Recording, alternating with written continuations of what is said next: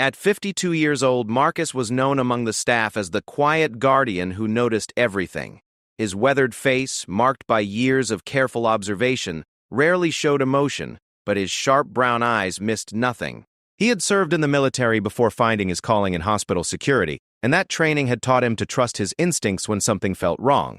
Tonight, something definitely felt wrong. As Marcus began his routine patrol at 11 p.m., he couldn't shake the feeling that had been growing stronger over the past 3 months. Too many patients were dying during the night shift, particularly in the medical wing where the most vulnerable patients received care. The administration had attributed it to the natural progression of serious illnesses, but Marcus had started keeping his own unofficial records.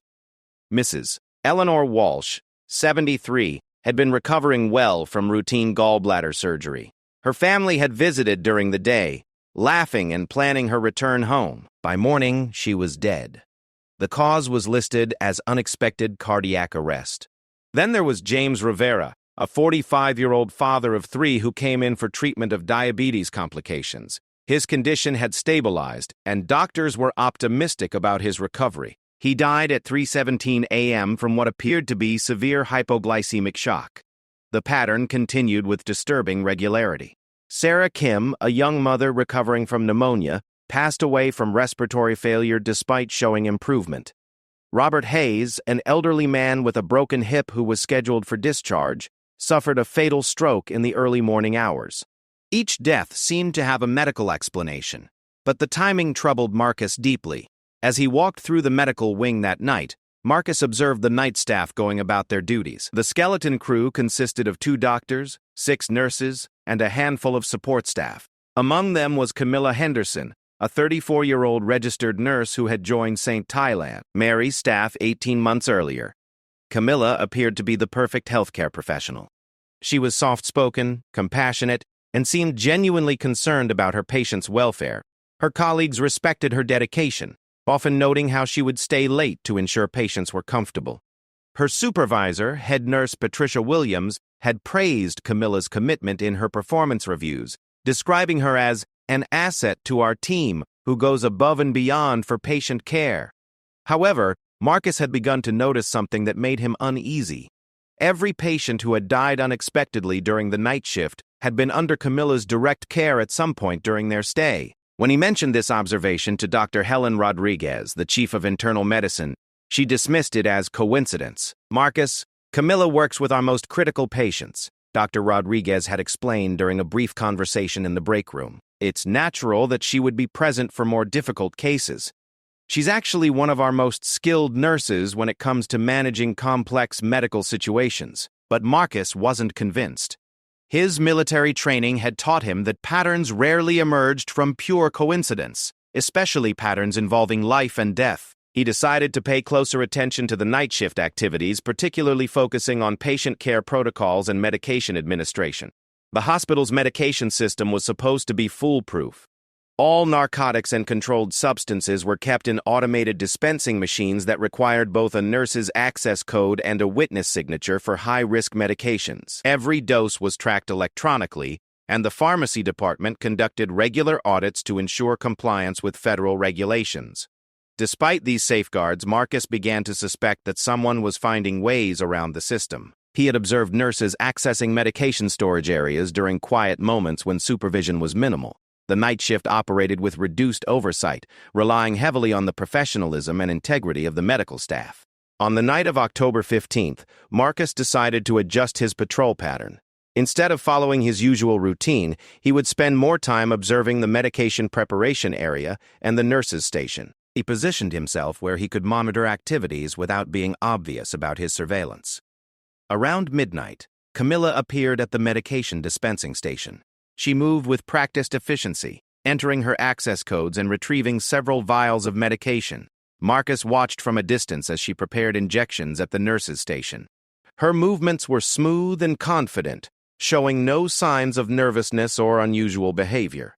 What caught Marcus's attention was the amount of time Camilla spent preparing medications compared to other nurses. While her colleagues typically took 5 to 10 minutes to prepare and verify doses, Camilla often spent 15 to 20 minutes at the preparation area. She also seemed to have a habit of returning to the medication station multiple times during her shift, claiming she needed to retrieve additional supplies for patient care.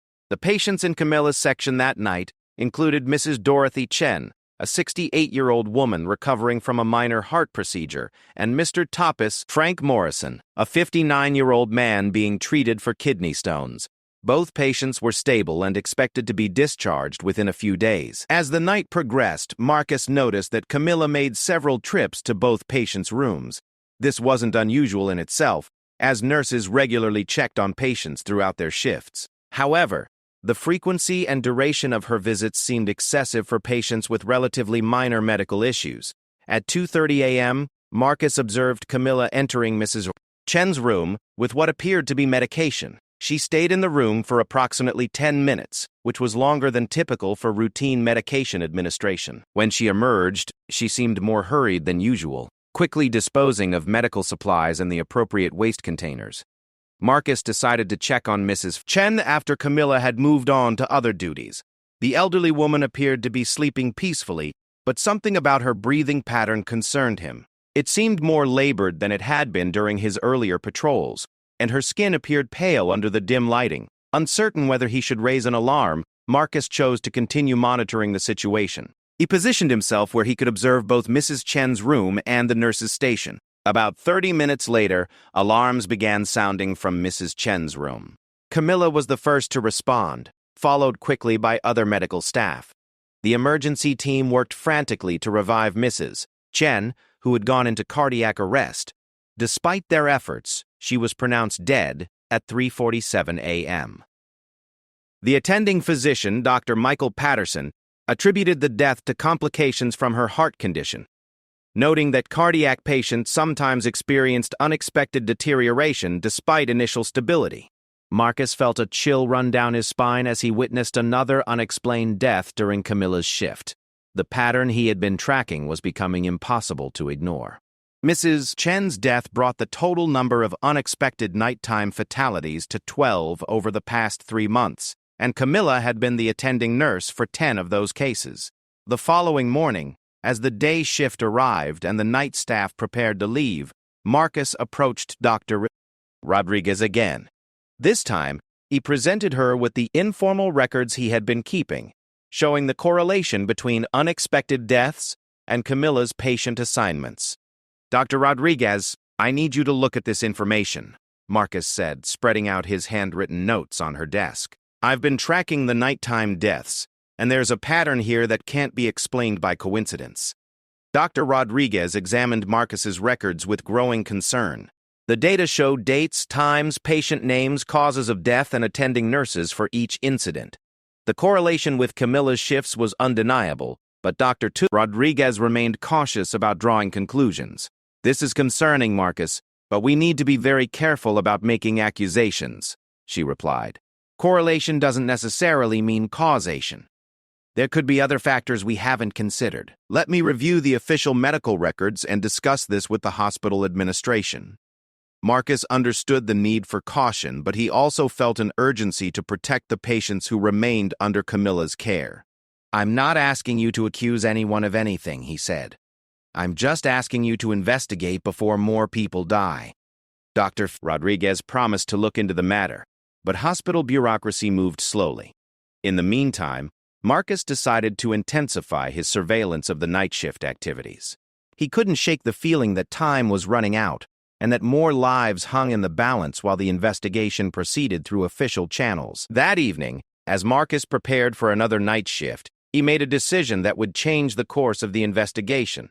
Instead of simply observing and reporting, he would document everything he witnessed with the hospital's security camera system. If something sinister was happening under the cover of darkness, he was determined to capture evidence that couldn't be dismissed or explained away. The hunt for the truth was about to begin in earnest, and Marcus Thompson, a humble security guard with an eye for detail and a commitment to justice, would play a crucial role in exposing one of the most shocking medical crimes in the hospital's history. The night shift would never be the same again, and by dawn, the carefully constructed facade of a trusted healthcare professional would begin to crumble under the weight of undeniable evidence. The security office at St. Mary's Hospital was a cramped space filled with monitors displaying feeds from dozens of cameras throughout the facility. Marcus Thompson had spent countless hours in this room over the years, but tonight felt different. Armed with his growing suspicions about Camilla Henderson and a determination to uncover the truth, he settled in for the most important surveillance shift of his career. The hospital's security system was more comprehensive than most people realized. Cameras covered hallways, nursing stations, medication preparation areas, and even some patient rooms where consent had been obtained for security purposes. The system recorded continuously, storing footage for 90 days before automatically overwriting older files. Marcus began by reviewing footage from the previous night when Mrs. Chen had died. He fast-forwarded through hours of routine activity until he reached the time period when Camilla had entered Mrs. Chen's room with medication. What he saw on the screen made his blood run cold. The footage showed Camilla entering the room at 2:28 a.m. with a syringe in her hand. Instead of the quick, efficient medication administration that should have taken 2 to 3 minutes, she remained in the room for nearly 12 minutes. More disturbing was what appeared to be a second injection that wasn't documented in any medical records Marcus could access.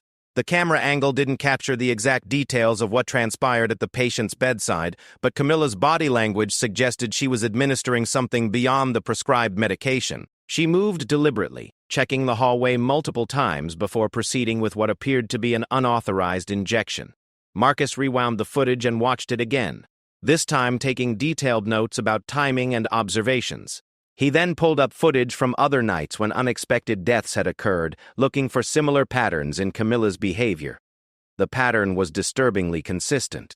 In case after case, Camilla would enter patient rooms during the quietest hours of the night shift, typically between 2 a.m. and 4 a.m. when other staff members were focused on paperwork or catching brief breaks. She would spend significantly more time with patients who would later die than with those who recovered normally. Most alarming was the discovery that Camilla appeared to be bringing additional syringes that weren't accounted for in the medication administration records. The footage showed her disposing of these syringes in Sharps containers, but the official records only documented the medications that had been prescribed by physicians. As Marcus compiled his evidence, he realized he needed to understand more about the medications that might be used to harm patients. His research revealed that several common hospital drugs could be lethal if administered in large doses or in the wrong circumstances. Insulin could cause fatal hypoglycemic shock. Potassium chloride could trigger cardiac arrest. Morphine could suppress breathing to the point of respiratory failure. The terrifying realization was that all of these substances were readily available in the hospital's medication inventory, and a skilled nurse would know exactly how to use them to cause death while making it appear natural. The victim's underlying medical conditions would provide cover for what was actually deliberate murder. Marcus also discovered that Camilla had access to patient medical records through the hospital's electronic system. This access would allow her to identify vulnerable patients whose deaths might be attributed to their existing conditions rather than triggering suspicious investigations. The next night, October 17th, Marcus implemented a more systematic surveillance approach. He positioned himself where he could monitor both the live feeds and the nursing station activities simultaneously. The night shift was particularly busy, with several new admissions requiring immediate attention. Among the new patients was Mr. Appalot. George Harrison, a 71-year-old retired teacher who had been admitted for observation after experiencing chest pains. His initial tests had been reassuring, and doctors expected him to be discharged after a brief stay. Mr. Harrison was alert, conversational, and optimistic about returning home to his wife of 48 years. Camilla was assigned to the section where Mr. Harrison was receiving care, along with 5 other patients with varying degrees of medical complexity. As the night progressed, Marcus watched her interactions with each patient, noting the time spent in each room and any unusual activities. Around 1:15 a.m., Camilla accessed the medication dispensing system and retrieved what appeared to be routine medications for her patients. However, Marcus observed that she made an additional trip to a different medication storage area, one that contained emergency drugs and controlled substances, typically used only in critical situations. The security footage showed Camilla using her access credentials to obtain a vial of what Marcus later learned was concentrated potassium chloride, a substance that was strictly controlled and supposed to be used only under specific protocols with physician supervision. It concealed the vial in her uniform pocket and returned to the nursing station. Marcus felt his heart racing as he realized he might be witnessing a murder in progress. He considered calling hospital security or alerting other staff members, but he knew his suspicions needed to be backed by concrete evidence. If he was wrong, his career would be over, and if he was right but couldn't prove it, a killer would escape justice. At 2:45 a.m., Camilla entered Mr. Daylow, Harrison's room. The camera showed her checking the hallway before closing the door behind her. She remained in the room for 18 minutes, an unusually long time for routine patient care during the night shift. When she emerged, Camilla appeared nervous and flustered. She disposed of medical supplies and returned to the nursing station, where she spent considerable time updating patient records on the computer. Her behavior suggested she was documenting activities that might be questioned later. Marcus immediately accessed the camera feed for Mr. Harrison's room. The elderly man appeared to be sleeping, but something about his posture seemed unusual. His breathing appeared irregular, and his skin tone looked different from what Marcus had observed earlier in the evening. For the next hour, Marcus maintained constant surveillance of Mr. Harrison's room while tracking Camilla's movements throughout the medical wing. She continued her normal rounds, checking on other patients and completing routine tasks, but she seemed to avoid returning to Mr. Harrison's room despite the fact that she typically made multiple visits to monitor patients throughout her shift. At 3:52 a.m., alarms began sounding from Mr. Harrison's room. Medical staff rushed to respond to what appeared to be a cardiac emergency. Camilla was among the first to arrive, immediately beginning CPR while other staff prepared emergency medications and equipment. The resuscitation effort continued for 28 minutes, but Mr. Harrison could not be revived. He was pronounced dead at 4:20 a.m., with the preliminary cause of death listed as cardiac arrest, likely related to his underlying heart condition. Marcus watched the entire emergency response unfold, noting that Camilla appeared genuinely distressed by the patient's death. She comforted other staff members and participated in the post-incident debriefing with apparent sincerity. Either she was an exceptional actress, or she had developed the ability to compartmentalize her actions in a way that allowed her to function normally after committing murder. As the day shift arrived and the night staff prepared to leave, Marcus made a crucial decision. He copied the relevant security footage to a secure external drive, ensuring he had backup evidence that couldn't be accidentally erased or tampered with. He also compiled detailed written notes documenting everything he had observed over the past several nights. The weight of his discovery was overwhelming. Marcus realized he possessed evidence of what appeared to be serial murder taking place in a trusted medical facility. The victims were vulnerable patients who had placed their faith in the healthcare system, only to be betrayed by someone sworn to protect and heal. Marcus knew he needed to escalate his concerns beyond the hospital administration. The evidence suggested that multiple homicides had been committed, and the killer was still actively working in a position where she could claim more victims. Time was critical, and bureaucratic delays could cost additional lives. That afternoon, Marcus contacted Detective Lisa Morgan of the Riverside Police Department. Detective Morgan specialized in healthcare-related crimes and had experience investigating cases involving medical professionals. When Marcus explained his observations and offered to provide security footage as evidence, she agreed to meet with him immediately. The meeting took place in a conference room at the police station, where Marcus presented his findings to Detective Morgan and her partner, Detective James Walsh. The evidence included timeline charts showing the correlation between deaths and Camilla's shifts, detailed descriptions of suspicious behaviors captured on security footage, and copies of the actual video evidence. Detective Morgan studied the materials with growing alarm. "This is extremely serious," she said. "If your observations are correct, we're dealing with someone who has murdered multiple patients and may continue killing unless we intervene." The detectives explained that building a criminal case would require more than security footage and statistical correlations. They would need medical evidence, expert testimony about the causes of death, and potentially cooperation from hospital staff who might have witnessed suspicious activities. "We're going to need to work carefully and quietly," Detective Walsh explained. "If Camilla suspects she's under investigation, she might change her methods, destroy evidence, or even accelerate her killing pattern. We can't risk alerting her until we have enough evidence for an arrest." Marcus felt relieved that his concerns were finally being taken seriously by people with the authority to stop Camilla. However, he also felt the burden of knowing that every night she continued working, put additional patients at risk. The investigation was about to enter a new phase, one that would require coordination between law enforcement, medical experts, and hospital administration. The challenge would be gathering sufficient evidence to prove murder while preventing additional deaths and maintaining the secrecy necessary for a successful prosecution. As Marcus returned to work that evening, he knew his role had fundamentally changed. He was no longer just a security guard observing suspicious activities. He had become a key witness in what could be one of the most significant medical murder cases in the region's history. The pressure was enormous, but so was his determination to see justice served for the victims who could no longer speak for themselves. The investigation into Camilla Henderson's activities required a delicate balance between gathering evidence and protecting potential victims. Detective Lisa Morgan assembled a specialized task force that included medical experts, forensic specialists, and experienced investigators familiar with healthcare-related crimes. The team worked under strict confidentiality to avoid alerting Camilla to the ongoing investigation.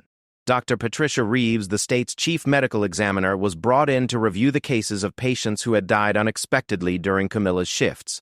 Her initial analysis revealed disturbing inconsistencies in the documented causes of death compared to the victims' medical histories and treatment protocols. Several of these deaths don't follow the expected patterns for the patient's conditions, Dr. Reeves explained during a task force meeting. For example, Mr. James Rivera's hypoglycemic shock occurred despite stable blood sugar levels documented just 2 hours before his death. Mrs. W and WSA. Sarah Kim's respiratory failure happened when her pneumonia was responding well to treatment and her lung function was improving. The medical examiner requested permission to exhume bodies for detailed post-mortem examinations that could detect traces of substances that might not have been identified during initial autopsies. The process required court orders and family notifications, which added complexity to the investigation timeline. Meanwhile, Marcus continued his surveillance duties while serving as a covert asset for law enforcement. Detective Morgan provided him with specialized recording equipment that could capture higher-quality audio and video evidence of Camilla's activities. The enhanced surveillance would be crucial for building a prosecutable case. The hospital administration was eventually brought into the investigation when it became clear that their cooperation was essential for gathering medical records and implementing safety measures. Hospital CEO Robert Mitchell was devastated by the allegations, but committed to supporting the investigation fully. "The safety of our patients is our highest priority," Mitchell stated during a confidential meeting with the task force. "If one of our employees has been harming patients, we will do everything possible to assist in bringing them to justice and preventing future incidents." The hospital agreed to implement additional oversight measures without revealing the specific reason for the changes. Extra supervisory staff was assigned to night shifts. Medication protocols were enhanced with additional verification steps, and security presence was increased in patient care areas. Dr. Helen Rodriguez, who had initially dismissed Marcus's concerns, was now working closely with the investigation team. She felt guilty about not taking the security guard's observations more seriously from the beginning. "Marcus tried to warn us," Dr. Rodriguez admitted to Detective Morgan. "I should have listened to his concerns instead of explaining them away. If I had acted sooner, we might have saved some of those patients' lives." The investigation team decided to focus on gathering evidence during Camilla's upcoming shifts while simultaneously analyzing the historical cases. The strategy involved multiple layers of surveillance, medical monitoring of patients under her care, and careful documentation of all her activities. On October 22nd, 5 days after Mr. Protaw's Harrison's death, the task force implemented its enhanced surveillance operation. Marcus was equipped with advanced recording devices. Additional undercover security personnel were stationed throughout the medical wing, and selected medical staff were briefed on subtle signs to watch for during patient interactions. The target of special attention that night was Mrs. Agnes Foster, an 82-year-old woman recovering from hip replacement surgery. Mrs. Foster was stable, alert, and expected to begin physical therapy within a few days. Her medical team was optimistic about her recovery prospects, making her a potential target if the killer was seeking victims whose deaths might appear natural.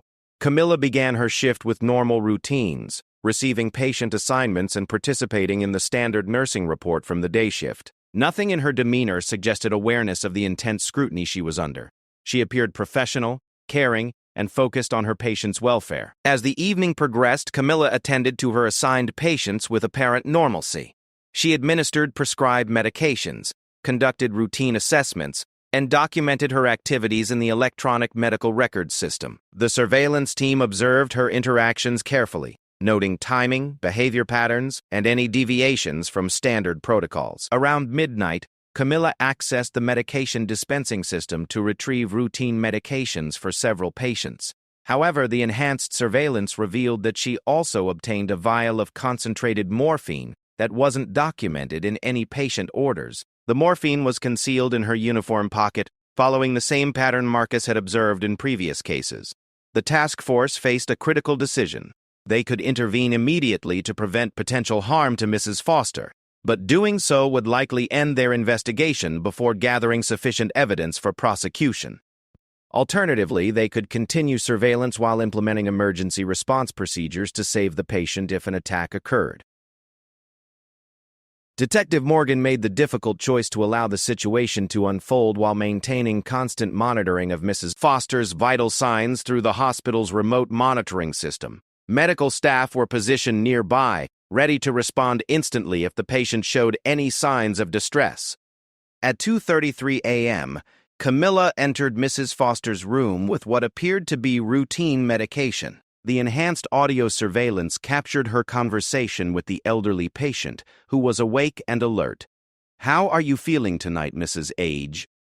"Foster?" Camilla asked in a gentle voice. "I'm doing well, dear." "Mrs. Speaker," Foster replied. "The pain is much better today, and I'm looking forward to starting therapy tomorrow." "I have your pain medication here," Camilla said. "This will help you sleep comfortably." What happened next was captured in devastating detail by the surveillance equipment. Instead of administering the prescribed pain medication, Camilla prepared and injected the unauthorized morphine she had obtained earlier. The dose was far higher than any legitimate medical purpose would require. "There you go," Camilla said softly. "You should feel much better now." Mrs. Foster thanked her nurse and settled back into her pillow, unaware that she had just received a potentially lethal injection. Camilla remained in the room for several minutes, ostensibly checking on the patient's comfort but actually monitoring for signs that the morphine was taking effect. Within 10 minutes of the injection, Mrs. Foster's breathing began to slow significantly. The remote monitoring system triggered alerts as her oxygen saturation levels dropped and her heart rate became irregular. The task force had the evidence they needed, but now they had to save a life. Medical staff rushed into Mrs. Foster's room as Camilla was preparing to leave. The response team, led by Dr. Michael Patterson, immediately recognized the signs of morphine overdose and began emergency treatment. Naloxone, an opioid reversal drug, was administered intravenously while the team worked to stabilize the patient's breathing and circulation. Camilla appeared shocked by the sudden emergency, expressing concern for Mrs. Foster and offering to assist with the resuscitation efforts. Her performance was convincing, but the surveillance team had recorded evidence of her deliberate actions just minutes earlier. After 30 minutes of intensive treatment, Mrs. Foster's condition stabilized. The naloxone had successfully reversed the morphine overdose, and her vital signs returned to normal ranges. She would make a full recovery, unaware of how close she had come to becoming another victim of medical murder. Detective Morgan made the decision to proceed with Camilla's arrest immediately. The evidence gathered that night, combined with the historical pattern of suspicious deaths, provided sufficient grounds for criminal charges. The arrest needed to happen quickly to prevent any possibility of evidence destruction or additional victims. At 4:15 a.m., as Camilla was completing her shift documentation, Detective Morgan and her team approached her at the nurses' station. The arrest was conducted quietly to avoid disrupting patient care and alerting other potential witnesses who might need to be interviewed later. "Camilla Henderson, you're under arrest for the attempted murder of Agnes Foster and suspected involvement in multiple patient deaths," Detective Morgan announced while displaying her badge. "You have the right to remain silent." The shock on Camilla's face appeared genuine as the handcuffs were applied. She looked around at her colleagues, many of whom were staring in disbelief at the scene unfolding before them. The nurse, who had been trusted with the most vulnerable patients, was being arrested for trying to kill them. "There must be some mistake," Camilla protested. "I would never hurt my patients. I've dedicated my life to helping people." Her protests continued as she was escorted from the hospital under heavy security. The other staff members stood in stunned silence, struggling to process the reality that someone they had worked alongside and trusted had allegedly been murdering patients under their care. Marcus watched from the security office as Camilla was led away. The culmination of weeks of observation and investigation brought both relief and sadness. Relief that the killing had been stopped, but sadness for the victims who had lost their lives before the truth was discovered. As news of the arrest spread throughout the hospital, the full scope of the investigation began to emerge. The task force would now focus on building comprehensive cases for each suspected murder, gathering additional evidence through forensic examinations and witness interviews. The arrest was just the beginning of a legal process that would seek justice for the victims and their families. The community would struggle to understand how a trusted healthcare professional had used her position to commit such heinous crimes, and the hospital would face intense scrutiny about its oversight and safety procedures. For Marcus Thompson, the security guard whose observations had triggered the investigation, there was satisfaction in knowing that his vigilance had prevented additional deaths and brought a serial killer to justice. The quiet guardian had proved that sometimes the most important heroes are those who simply pay attention and refuse to ignore what others might dismiss as coincidence. The arrest of Camilla Henderson sent shockwaves throughout the medical community and beyond. As news of the charges spread, families of patients who had died during her shifts began demanding answers about their loved ones' deaths. The district attorney's office, led by prosecutor Sarah Chen, faced the enormous task of building multiple murder cases while providing closure to grieving families. The forensic investigation revealed the full extent of Camilla's crimes over the 18 months she had worked at St. Mary's Hospital. Dr. Patricia Reeves and her team of forensic pathologists conducted detailed examinations of 13 bodies, using advanced toxicology testing to detect substances that might have been missed during initial autopsies. The results were horrifying. Traces of various lethal substances were found in 11 of the 13 victims examined.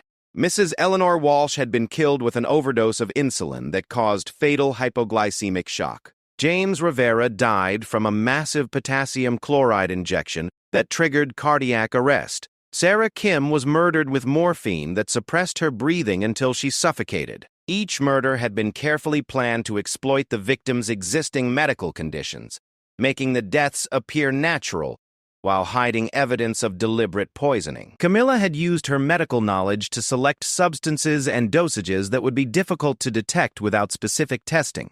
The investigation also uncovered Camilla's disturbing psychological profile.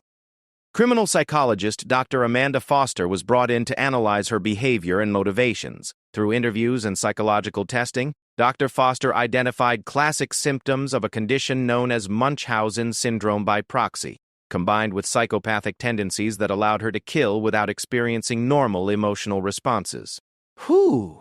But Camilla exhibits a complex psychological profile that includes a need for attention and control, combined with a complete lack of empathy for her victims, Dr. Foster explained to the prosecution team. She appeared to derive satisfaction from the power she held over life and death, while also enjoying the sympathy and praise she received from colleagues when patients died under her care. The psychological evaluation revealed that Camilla had likely been killing patients from early in her career, possibly even before joining St. Mary's Hospital. The investigation expanded to include her previous employment at 2 other medical facilities, where suspicious patterns of patient deaths had occurred during her tenure. Records from Riverside General Hospital, where Camilla had worked for 2 years before joining St. Mary's, showed 7 unexplained deaths during night shifts when she was the attending nurse. Similarly, her employment at Metro Medical Center revealed 4 suspicious deaths over a 6-month period before she left that position. The expanded investigation suggested that Camilla Henderson had been responsible for at least 22 murders over a 4-year period, making her one of the most prolific healthcare serial killers in American history. Each revelation deepened the horror felt by the medical community and the families of victims. Marcus Thompson found himself at the center of media attention as the security guard whose observations had exposed the killer. News outlets praised his vigilance and dedication, calling him a hero who had saved countless lives by refusing to ignore patterns others had dismissed. "I was just doing my job," Marcus told reporters during a press conference. Those patients trusted the hospital to keep them safe, and when that trust was betrayed, someone needed to speak up for them. I'm glad I could help bring justice for the families who lost their loved ones. The legal proceedings began with Camilla's arraignment on multiple charges of first-degree murder. Prosecutor Sarah Chen sought the death penalty, arguing that the premeditated nature of the crimes and the betrayal of public trust warranted the ultimate punishment. Camilla's defense attorney, Robert Martinez, faced an almost impossible task. The evidence against his client was overwhelming, including security footage, forensic evidence, and witness testimony. His strategy focused on arguing for life imprisonment instead of execution, claiming that Camilla suffered from mental illness that diminished her responsibility for the crimes. The trial began 6 months after Camilla's arrest, drawing national media attention and filling the courthouse with family members seeking justice for their loved ones. The prosecution methodically presented evidence for each murder, showing the jury exactly how Camilla had used her position of trust to kill vulnerable patients. Marcus Thompson's testimony was crucial to the prosecution's case. He spent 2 days on the witness stand, explaining his observations and the investigation that led to Camilla's arrest. His detailed records and the security footage he had preserved provided irrefutable evidence of her suspicious behavior and ultimate capture. I watched her prepare unauthorized medications and administer them to patients who died shortly afterward, Marcus testified. The pattern was clear to anyone willing to see it. These weren't coincidences or natural deaths. They were deliberate murders committed by someone who had sworn to protect and heal.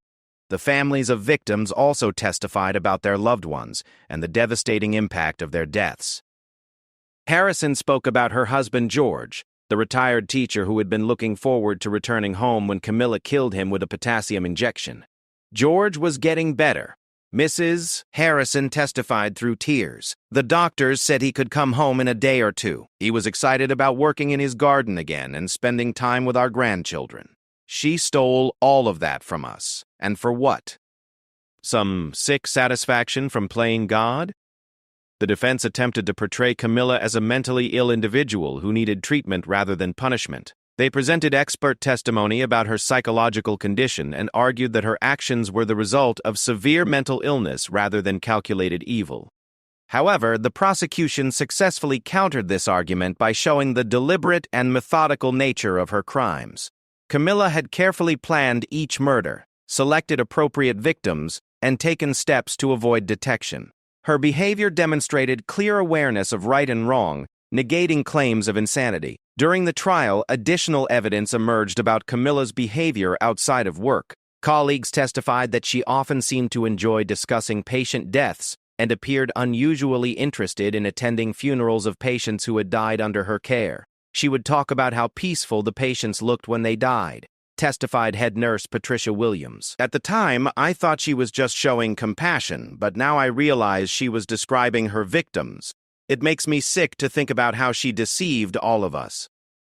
The prosecution also presented evidence about Camilla's social media activities, which revealed disturbing posts about death and dying that took on new significance in light of her crimes.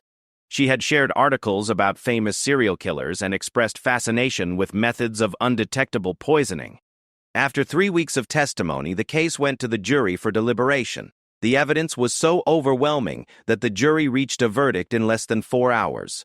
Camilla Henderson was found guilty on all counts of first-degree murder, along with additional charges of attempted murder for her attack on Mrs. Foster. The penalty phase of the trial focused on whether Camilla should receive life imprisonment or death.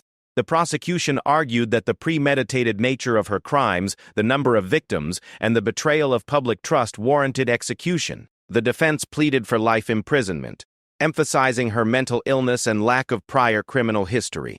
After 2 days of deliberation, the jury recommended death sentences for all murder convictions. Judge Margaret Thompson accepted the recommendation, ordering that Camilla Henderson be executed for her crimes against the patients who had trusted her with their lives. During the sentencing hearing, Camilla finally spoke publicly about her crimes. Her statement was brief and showed little remorse for her actions. "I want to say that I never intended to hurt anyone," Camilla said. "I was trying to help my patients avoid suffering. Sometimes medicine requires difficult decisions, and I made choices that others might not understand." Her words provided little comfort to the victims' families, who saw her statement as another manipulation rather than genuine remorse. The families had endured months of legal proceedings while struggling with grief and the knowledge that their loved ones had been murdered by someone they trusted. Marcus Thompson attended the sentencing hearing, watching as justice was finally served for the victims he had fought to protect. The security guard who had refused to ignore suspicious patterns had played a crucial role in stopping one of America's most prolific medical serial killers. Following the trial, St. Mary's Hospital implemented comprehensive reforms to prevent similar crimes in the future. Enhanced surveillance systems, improved medication protocols, and mandatory psychological screening for healthcare workers were among the changes designed to protect patients and restore public trust. The case led to nationwide discussions about security in medical facilities and the need for better oversight of healthcare professionals. Many hospitals reviewed their own procedures and implemented additional safeguards to prevent abuse of trust by employees with access to vulnerable patients. For Marcus Thompson, life returned to a new normal as he continued his security duties at St. Mary's Hospital. The recognition he received for his role in the investigation was appreciated, but he remained focused on his primary mission of protecting the patients and staff who depended on him. "This case taught me that vigilance is never wasted," Marcus reflected months after the trial ended. "When something feels wrong, it's important to trust that instinct and keep looking for the truth. The patients who come here deserve to know that someone is watching out for them, even in the darkest hours of the night." The legacy of the Midnight Justice case would endure as a reminder that evil can hide behind a caring facade, but that justice can prevail when ordinary people refuse to ignore the signs and have the courage to act on their convictions. The victims had finally found peace. Their families had received justice, and future patients would be safer because one security guard had paid attention when others looked away. Camilla Henderson remained on death row while her appeals proceeded through the courts, but the evidence against her was so strong that legal experts expected her execution to be carried out within a few years. For the families of her victims, the legal victory provided some measure of closure, though the pain of their losses would never fully heal. The case of Camilla Henderson served as a stark reminder that trust, once betrayed, comes at the highest possible cost. In the end, it was the dedication of an observant security guard and the pursuit of justice by law enforcement that ensured this betrayal would not continue unchecked and that the vulnerable patients who placed their faith in the healthcare system would be protected from those who would exploit that trust for evil purposes.